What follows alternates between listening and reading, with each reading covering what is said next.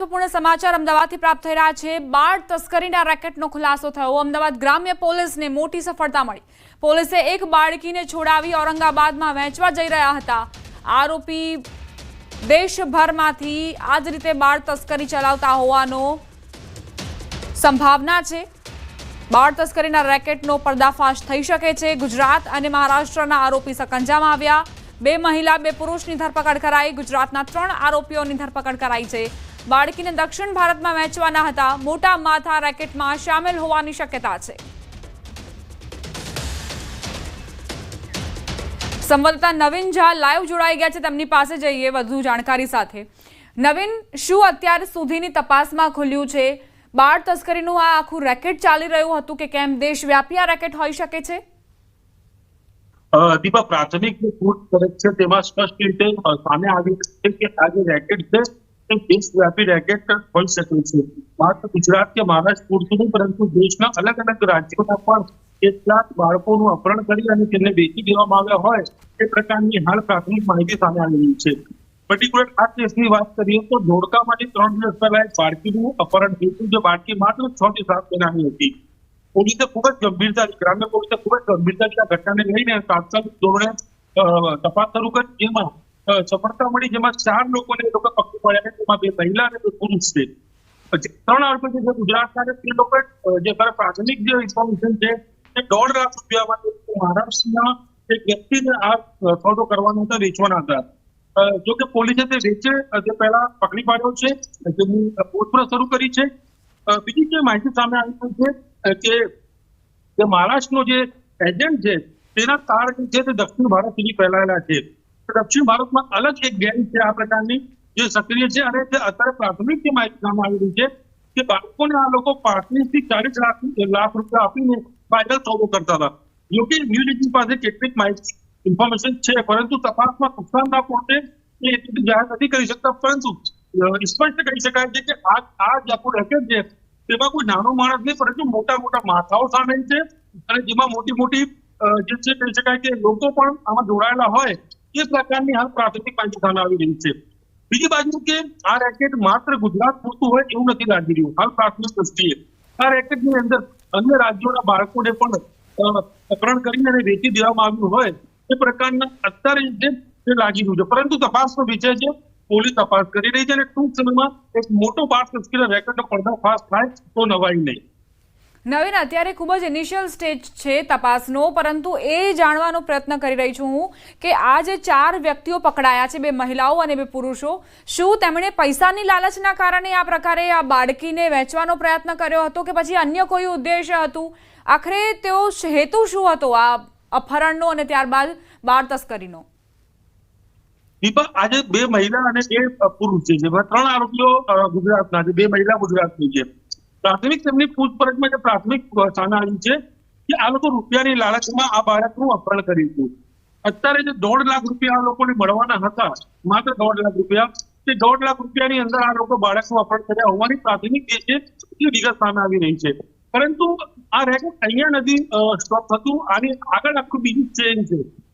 ચેનને પકડવા માટે પોલીસ અત્યારે કામગીરી કરી છે। ફરી વાર કે આની અંદર મોટો રેકેટના પર્દાફાશ થશે, પરંતુ કેટલીક માહિતીઓ અત્યારે અમારી પાસે હોય છે, પરંતુ અમે એટલા માટે નથી જાહેર કરી શકતા કારણ કે જે તપાસનો વિષય છે, ઇન્વેસ્ટિગેશનનો ભાગ છે, તેમાં કદાચ તકલીફ પડી શકે એટલા માટે। પરંતુ દક્ષિણ ભારત સુધી આનું નેટવર્ક ફેલાયેલું છે, તેમાં કોઈ બેમત નથી।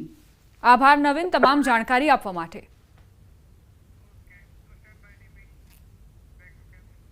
સમાચારોમાં આગળ વધીએ। વડોદરાથી સમાચાર। નશાખોર નબીરાઓની બેફામ રફતાર। વડોદરામાં વધુ એક હિટ એન્ડ રનનો બનાવ।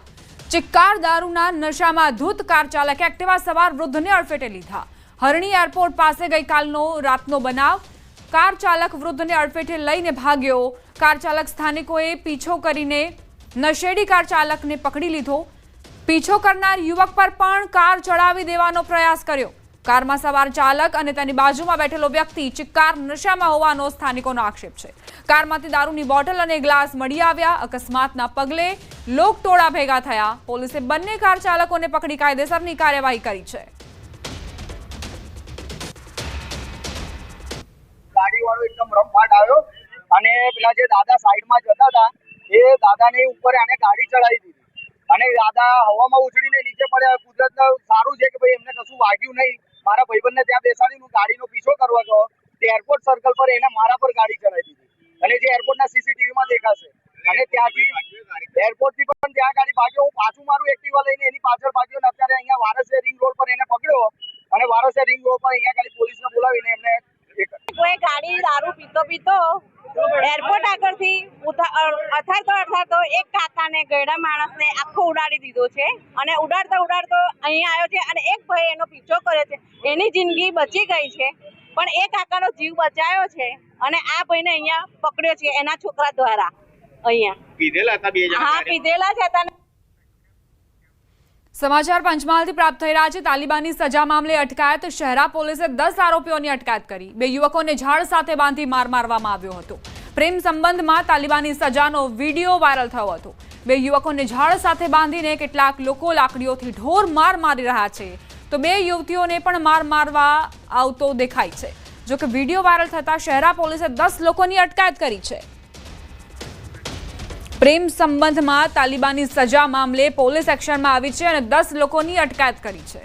2 યુવકોને ઝાડ સાથે બાંધીને માર મારવામાં આવ્યો હતો. પ્રેમ સંબંધમાં તાલિબાની સજા આપવામાં આવી હતી જેનો વિડીયો વાયરલ થયો અને પોલીસ એક્શનમાં આવી.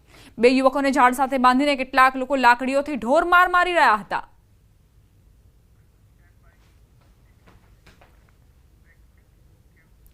છ દિવસ હળવાથી મધ્યમ વરસાદની આગાહી કરાઈ છે. 24 કલાક રાજ્યમાં થંડર સ્ટોર્મ એક્ટિવિટી રહેશે.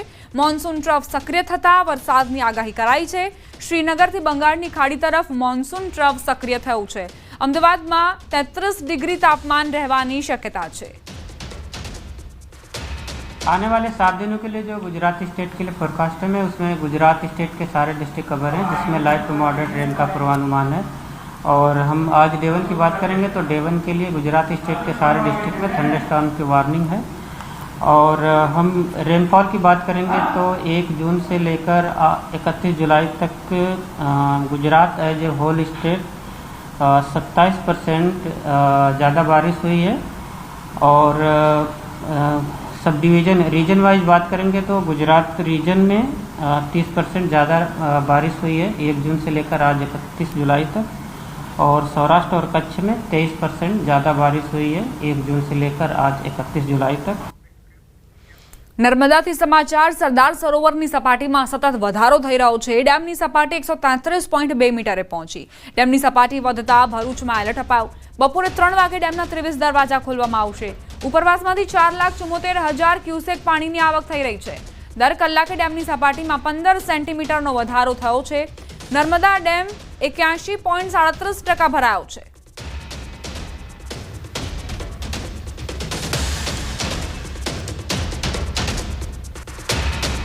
નર્મદા ડેમમાંથી પાણી છોડવા પર ભરૂચ કલેક્ટરે પત્ર લખ્યો. ભરૂચમાં નદી કાંઠા વિસ્તારમાં રહેતા લોકોને જરૂર પડે તે રીતે સ્થળાંતર કરવા તંત્રની અપીલ. માછીમારોને નર્મદા નદીમાં જવા પર પ્રતિબંધ ફરમાવાયો. ડેમમાંથી 4,36,000 ક્યુસેક પાણી છોડવામાં આવશે. નર્મદા નદીમાં જળસ્તર વધવાની શક્યતાને લઈ હાઈ એલર્ટ જારી કરાયું છે. હાલ નર્મદા ડેમની સપાટી 133 મીટર પાર થઈ ગઈ છે.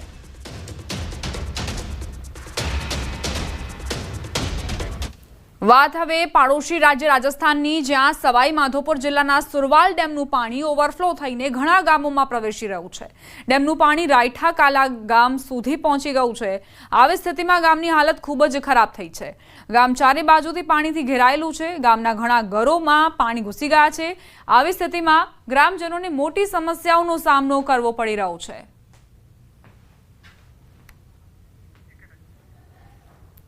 તો રાજસ્થાનમાં સવાઈ માધોપુર જિલ્લાના જે ગામડાઓ છે તે પ્રભાવિત થયા છે, કારણ કે સુરવાલ ડેમ જે છલકાયો છે અને આસપાસના વિસ્તારમાં તેના પાણી ફરી વળ્યા છે. ડેમ ઓવરફ્લો થયો, ગામમાં પાણી ઘૂસ્યા. જ્યાં નજર કરશો ત્યાં પાણી જ પાણી નજરે પડી રહ્યા છે. જનજીવન પર તેની માઠી અસરો વર્તાઈ છે. રાજસ્થાનમાં સતત વરસાદના કારણે નદીઓ નાળાઓ પૂરજોશમાં છલકાયા છે. સવાઈ માધોપુર જિલ્લામાં વહેતી મોરેલ નદી હવે તેનું વિકરાળ સ્વરૂપ બતાવવા લાગી છે. મોરેલ નદીનું પાણી કોઝવે ઉપર આવતા બટુવાડા પોલીસે કોઝવે પર વાહન વ્યવહાર બંધ કરી દીધો. આની અસર નાના વાહન વ્યવહાર પર પડી, નાના વાહનોની અવરજવર પર પડી. સંપૂર્ણપણે અવરજવર બંધ કરી દેવામાં આવી છે, પ્રતિબંધ મૂકવામાં આવ્યો છે, પરંતુ મોટા વાહનો હજુ પણ જીવ જોખમમાં મૂકીને કોઝવે પાર કરતા જોવા મળ્યા. મોરેલ નદીના કોઝવે પર પાણી આવવાના કારણે સવાઈ માધોપુર ગંગાપુર રસ્તો બંધ કરવામાં આવ્યો છે.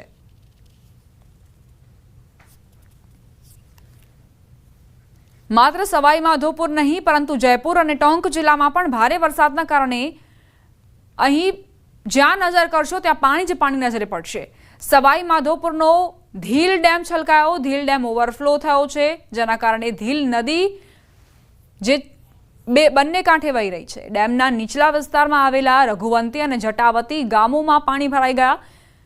ધીલ ડેમના નીચલા વિસ્તારમાં ગામડાઓ પૂરમાં ફસાઈ ગયાની માહિતી મળતા જ બચાવ ટીમ પહોંચી હતી અને પૂરમાં ફસાયેલા ગ્રામજનોને મદદ કરવાનું શરૂ કર્યું, જેમાં ટીમે પૂરના પાણીમાં ફસાયેલા 30 થી 40 ગ્રામજનોને બચાવ્યા.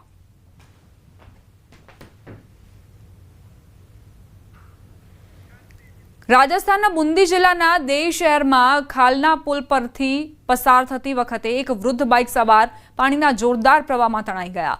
નજીકમાં હાજર ગ્રામજનો અને યુવાનો દોરડાની મદદથી ડૂબતા વૃદ્ધ બાઇક સવારને પાણીમાંથી બચાવ્યો અને તેનો જીવ બચાવ્યો. ઘટના બાદ ગ્રામજનોએ પણ પુલની ઊંચાઈ વધારવાનો વિરોધ કર્યો. માહિતી મળતા જ નગરપાલિકા દેઈની ટીમ ઘટના સ્થળે પહોંચી ગઈ અને કોઈ અકસ્માત ન થાય તે માટે ટ્રાફિકને અવરોધિત કર્યો. બુંદીમાં કઈ રીતે અત્ર તત્ર સર્વત્ર પાણી જ પાણી નજરે પડી રહ્યા છે, દ્રશ્યો તેનો પુરાવો આપી રહ્યા છે. દોરડાની મદદથી કઈ રીતે સ્થાનિકોએ રેસ્ક્યુ ઓપરેશન હાથ ધર્યું તે પણ જુઓ. હવે આગળ વધીએ અને વાત કરીએ ચુરુની. ગુરુવારે ચુરુમાં પડેલા વરસાદથી જનજીવન પ્રભાવિત થયું. વરસાદની તીવ્રતાનો અંદાજ એ વાત પરથી લગાવી શકાય કે ચુરુ શહેરના ઘણા નીચાણવાળા વિસ્તારો જે પાણીમાં ગરકાવ થઈ ગયા અને ઘણી જગ્યાએ ઘરો અને દુકાનોમાં પાણી ઘૂસી ગયા. સતત વરસાદના કારણે ઘણા વિસ્તારો સંપૂર્ણપણે ડૂબી ગયા. ઘણા ઘરો અને દુકાનોમાં પાણી ભરાઈ જવાથી લોકોને ઘણી સમસ્યાઓનો સામનો કરવો પડ્યો. શહેરના મુખ્ય માર્ગો પર પાણી ભરાઈ જવાના કારણે વાહન વ્યવહાર ઠંડો પડી ગયો. વાહન ચાલકોને માર્ગ નક્કી કરવામાં ઘણી મુશ્કેલીઓનો સામનો કરવો પડ્યો છે. મધ્યપ્રદેશના ખરગોન જિલ્લાના બરવામાં નર્મદા નદી છલકાઈ રહી છે. બરવાના નવઘાટ ખેડી ખાતે સાંઈ મંદિર ડૂબી ગયું છે. હવે ફક્ત મંદિરનું શિખર જ નજરે પડ્યું. બુધવારે ઓમકારેશ્વર અને ઇન્દિરા સાગર ડેમમાંથી છોડવામાં આવેલા પાણીના કારણે નર્મદા નદીના પાણીનું સ્તર સતત વધી રહ્યું છે. જિલ્લા વહીવટીતંત્ર એલર્ટ પર છે. નર્મદાનું પાણીનું સ્તર લગભગ 163 મીટર પર પહોંચી ગયું છે. પાણી 163.980ના ભયજનક નિશાનથી માત્ર 1 મીટર નીચે વહી રહ્યું છે. ઓમકારેશ્વર અને ઇન્દિરા સાગર ડેમમાંથી પાણી છોડાતા નર્મદા નદીમાં ભારે આવક થઈ રહી છે. જો હજુ ઇન્દિરા સાગર અને ઓમકારેશ્વર ડેમમાંથી પાણી છોડવામાં આવે છે તો પાણી ભયજનક નિશાન સુધી પહોંચી શકે છે.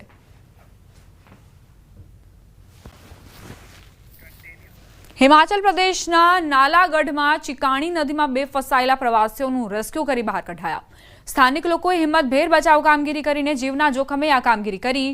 વરસાદના કારણે વહેતી નદીમાં ફસાયેલા પ્રવાસીઓને ગ્રામજનોએ દોરડાની મદદથી બહાર કાઢ્યા. આ ઘટના ત્યારે બની જ્યારે ઉત્તર પ્રદેશના બે લોકો કામ માટે કંપનીમાં જઈ રહ્યા હતા. પહાડી વિસ્તારોમાં મુશળધાર વરસાદના કારણે ચિકાણી નદીનો પ્રવાહ વધ્યો અને બંને લોકો નદીની વચ્ચે એક ટાપુ પર ફસાઈ ગયા. લગભગ પોણા કલાક સુધી જીવન અને મૃત્યુ વચ્ચે ઝૂલી રહેલા આ કામદારોને આખરે સ્થાનિક ગ્રામજનોના હિંમતવાન બચાવ કામગીરી દ્વારા બચાવી લેવામાં આવ્યા.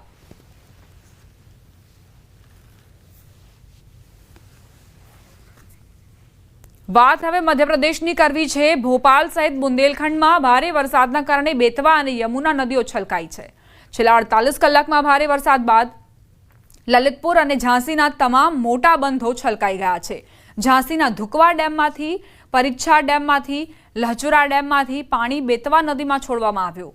ડેમમાંથી છોડવામાં આવેલા પાણીના પૂર પછી બેતવા, યમુના, પહુજ નદીઓ સહિત બુંદેલખંડની તમામ નદીઓના કિનારે આવેલા ગામોમાં ચેતવણી જારી કરાઈ. બેતવા નદી ભયના નિશાનથી માત્ર 8 મીટર નીચે વહી રહી છે.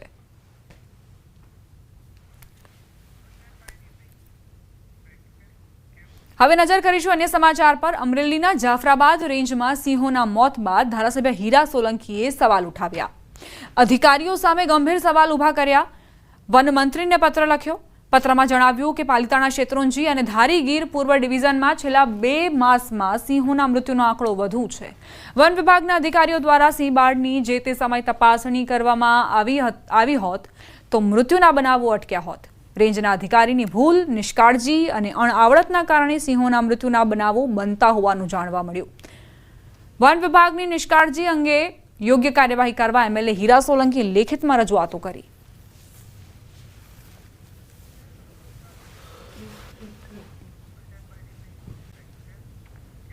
તાપી પાર રિવર લિંક પ્રોજેક્ટને લઈ ફરી ઉકળતો ચરુ. કોંગ્રેસના ધારાસભ્ય અનંત પટેલ ફરી લડી લેવાના મૂડમાં છે. લોકસભાના મોન્સૂન સત્રમાં ડીપીઆર મુકાતા આદિવાસી સમાજ ફરી આકરા પાણીએ. આદિવાસી સમાજે ફરી ઉગ્ર આંદોલનની ચીમકી ઉચ્ચારી. દક્ષિણ ગુજરાતમાં આદિવાસી સમાજ ફરી એકવાર આંદોલન કરશે. વલસાડ જિલ્લાના ધરમપુરથી આંદોલનની શરૂઆત કરાશે. 2022માં તાપી પાર રિવર લિંકને લઈ આદિવાસી સમાજે ધારાસભ્ય અનંત પટેલની આગેવાનીમાં વિરોધ નોંધાવ્યો હતો. આદિવાસી સમાજના વિરોધને જોતા મુખ્યમંત્રી ભૂપેન્દ્ર પટેલે 2022માં પ્રોજેક્ટ રદ કરવાની જાહેરાત કરી હતી. અમારી એક જ માંગણી રહેશે કે શ્વેત પત્ર આપો. આ વિસ્તારમાં જો ડુબાણમાં આવશે અને આટલા બધા ડેમો બનશે, લગભગ 6 જિલ્લાને અસર થશે, 1 લાખ કરતા વધારે લોકોને અસર થશે, 50,000 કરતા વધારે આદિવાસી પરિવારોને અસર થશે, જંગલને અસર થશે. રોકાઈશું એક બ્રેક માટે. આપ જોતા રહો ન્યૂઝ 18 ગુજરાતી.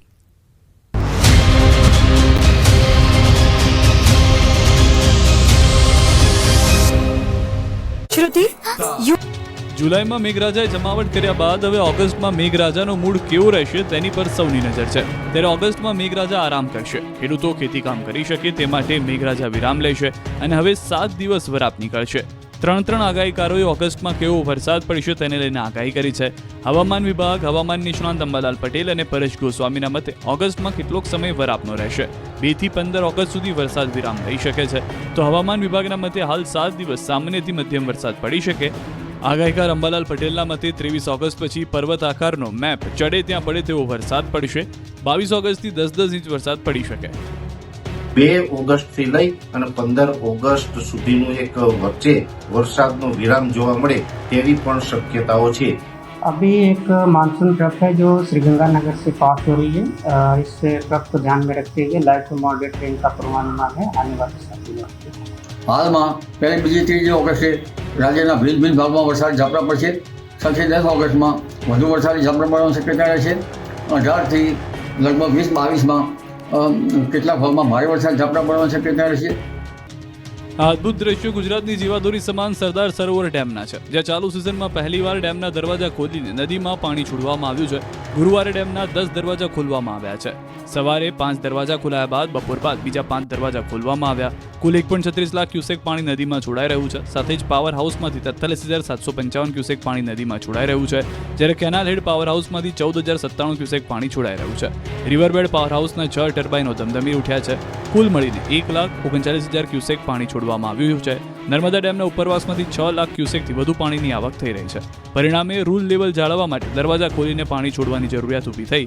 નર્મદા નદીમાં પાણી છોડવામાં આવતા વડોદરા, ભરૂચ તથા નર્મદાના 27 ગામોને એલર્ટ કરવામાં આવ્યા છે. નદીના પટમાં અવરજવર ન કરવા ચેતવણી આપવામાં આવી છે. નર્મદા ડેમના દરવાજા ખુલતા નજારો જોઈને પ્રવાસીઓ પણ ખુશખુશાલ જોવા મળ્યા. ચાલુ સિઝનમાં નર્મદા ડેમ 70% જેટલો ભરાઈ ગયો છે. પરિણામે ડેમને વોર્નિંગ સ્ટેજ પર મુકાયો છે. ડેમની જળ સપાટી હાલ 131 મીટરે પહોંચી ગઈ છે.